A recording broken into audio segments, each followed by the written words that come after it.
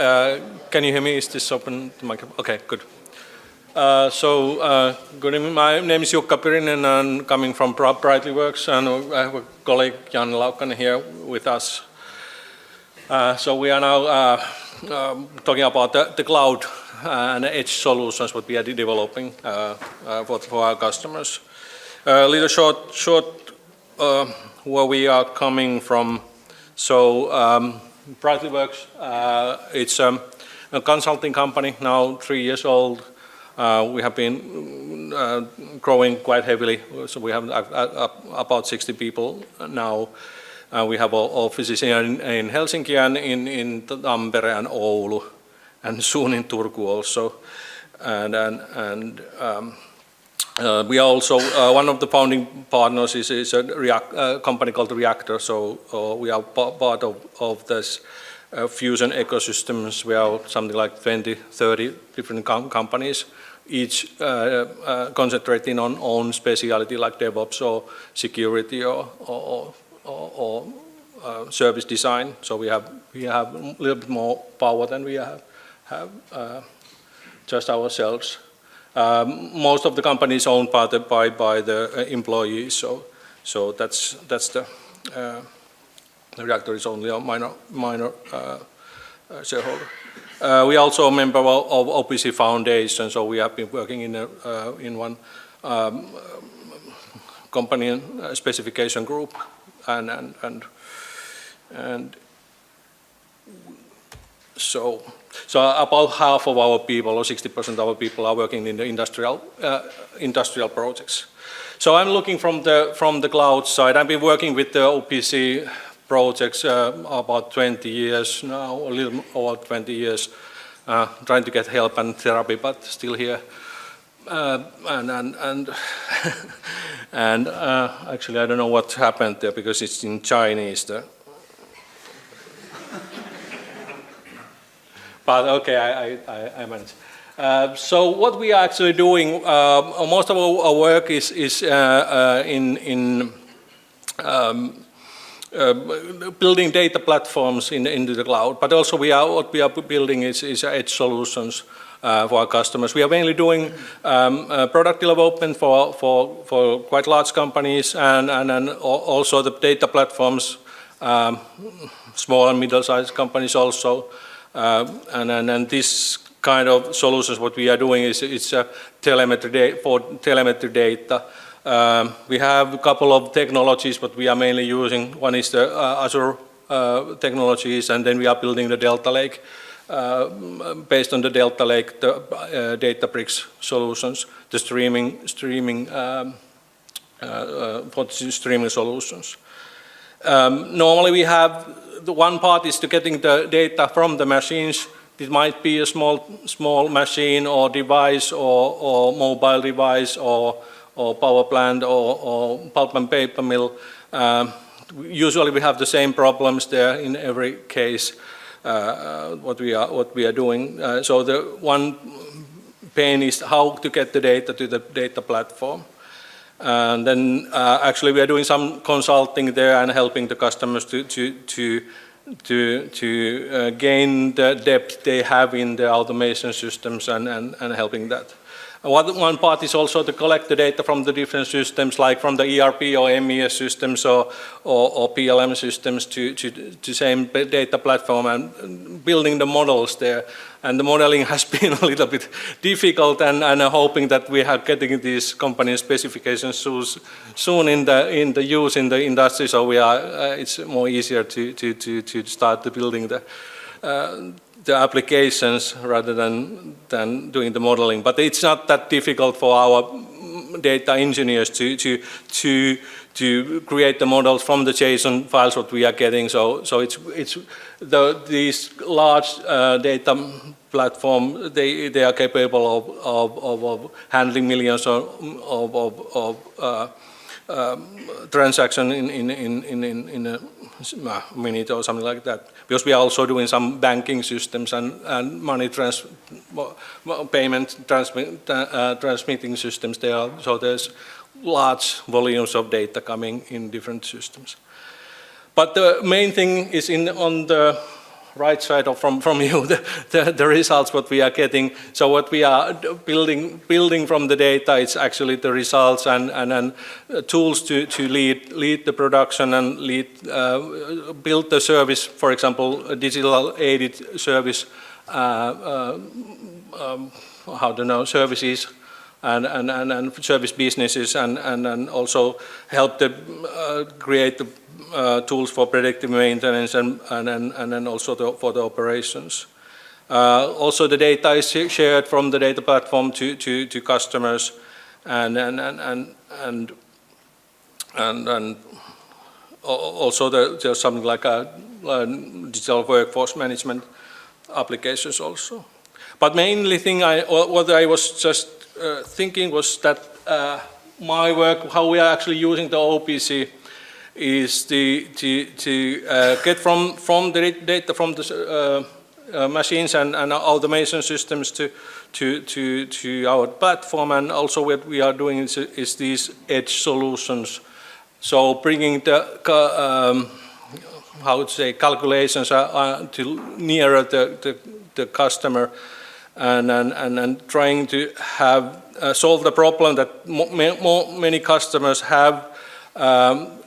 Either they have their own manufacturing plants and they have the OT platforms, or they might be a provider of some machine that is in the OT network. Usually they were using for example, 4G modems to get the data, but now most of the customers or the mills are saying that it's not allowed to have those 4G modems anymore. So we're trying to solve how to create some sort of like IoT DMZ zone for these applications in some cases, to enable those services and things that these companies have. So in this picture we could have a lot of these clouds there, not only one, but like a lot of clouds connected to this IoT DMZ zone, and there could be a lot of edges running there on that zone.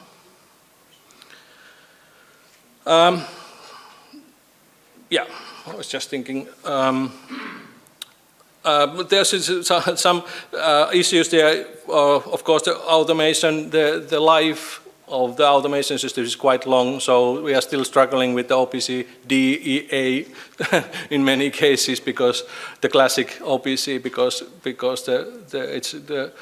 the automation system have been there untouched for 20 years. So we are recommending to create OPC UA, like a bus there on the plant level to give more security there. I'm recommending for example the OPC router, if there are some other protocols than OPC, for example REST or databases or any these kind of things. It's an excellent product for that. So, okay, I was just thinking that should we move to your part? You can hear me, yeah?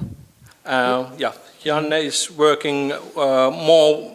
I'm more on sales and technical, and I do some configurations and all this kind of stuff. But Janne is more as a MacGyver for these things. Okay, yeah. So I'm Janne Laukkanen from Brightly, and I've been implementing projects regarding an OPC UA PubSub architecture, and what I'm going to present to you is this kind of architecture that we have been using mostly on the on-premise side of the software applications. So of course we have also published data to the cloud. But I'm mostly going to talk about the on-premise side, because it's the stuff that I've been personally implementing. So here we can see a typical architecture on site. So we have some machines on the on-premise side. Then we have some a software that is running also on premises, and then we have the cloud side. So, so typically we could have many machines, but here's only 2, and we have this software that is connected to the OPC UA server on the machines. So using the OPC UA PubSub, we can kind of scale the application on the edge side much more easily than we could without the PubSub model. So I'm going to explain it. So, for example, if traditionally if we would have had like an OPC client here, which would connect to the OPC UA server, and then we would do some, or we would need to have like many applications which all are doing their own thing, and they would all need to connect to each of the OPC UA servers. Then we would have the kind of like a bottleneck because we would need many connections to the same OPC UA servers. But using this kind of PubSub architecture, we can do so that we have like only one client, for example, connecting to the OPC UA server, which subscribes to the data that is needed. Then we can publish it internally, the internal architecture, so to the broker, MQTT broker, for example. And then we can create an architecture where we have many small microservice clients here, and each of those can only subscribe to the data that they need, and they can only do like the specific thing that they need to do. So this is like a easy way to scale in the sense, because we don't anymore need like monolithic large services that do everything and then, for example, calculate many values and then just maybe present the data also to the local people. But we can do so that we only do one simple thing. We fetch the data and then publish it. Then we have some client that subscribes only to some small subset and does maybe some calculations, maybe some other service can do some diagnostics, some other service may be doing some aggregation of the data, and then whatever they need to do next, some service may need to publish it to the cloud, and then we can do anything in the cloud side that we need to do with it. For example, put it in some long-term storage or do some machine learning calculations or anything like that. By the way, I'm using the AWS Science and here because we've been also, that's one cloud provider that we've been using, but it could be other also. So yeah. So, and regarding the microservice architecture, so basically microservices have been a thing in the software development for a while now. But the thing that is interesting about the OPC UA PubSub and microservices is that in microservices we usually have like many small services that communicate to each other. But traditionally, like microservices could have used something like message bus or REST APIs to communicate to each other. But there is no like standardized way to standardized like message formats or anything like that in the industry before, like of course OPC UA PubSub. So now we have a microservice architecture where we have a standardized message format for each of the small components to communicate it to each other. So we can easily start with some small set of applications that do everything that is needed currently, and later on we can also add more components, and we can be sure that they work together because we have the standardized communication protocol. Also, this is nice because we usually, when we have created one microservice, we can publish it to the, for example, keep a registry in the cloud of the microservices, and we can publish different subsets of the microservices on different edge devices. So it might be that in some edge device we only need like a couple of these services, but then we can reuse the same services in another device that needs to do some more calculation, for example, or diagnostics, and maybe some machine doesn't need to do any, like only needs to do a simple thing that we fetch some data and put it in the cloud. So yeah, that's it. Maybe there's also like many things that this architecture brings to the software development is that when we start to look how this behaves as a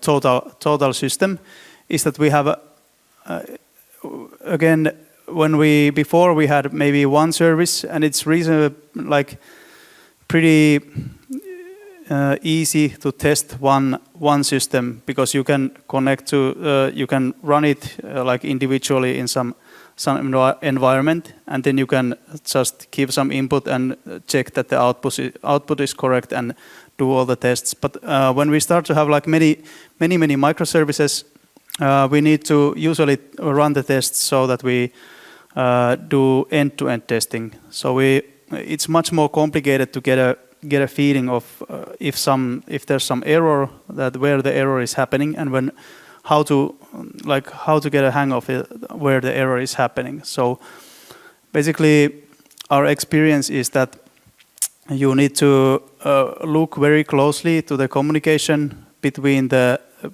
different components, and very early on when you're doing this kind of development, you want to do a working example or working like a model of the whole system, and so that you very quickly want to build all of the service components and check that the end-to-end data is going through. After that, you can start like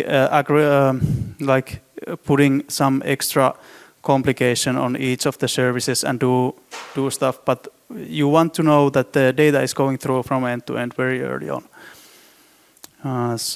Maybe some other points regarding testing is that you want to use, for example, an external MQTT client to check how the messages are going. If you, for example, there's some error and you don't know where it is, it's quite easily you can find it by looking at the MQTT messages and then checking that, okay, the messages are going from here to here, but they're not going to this component. So you can be pretty sure that the problem is in either of those two components. So that's also one thing that we have found.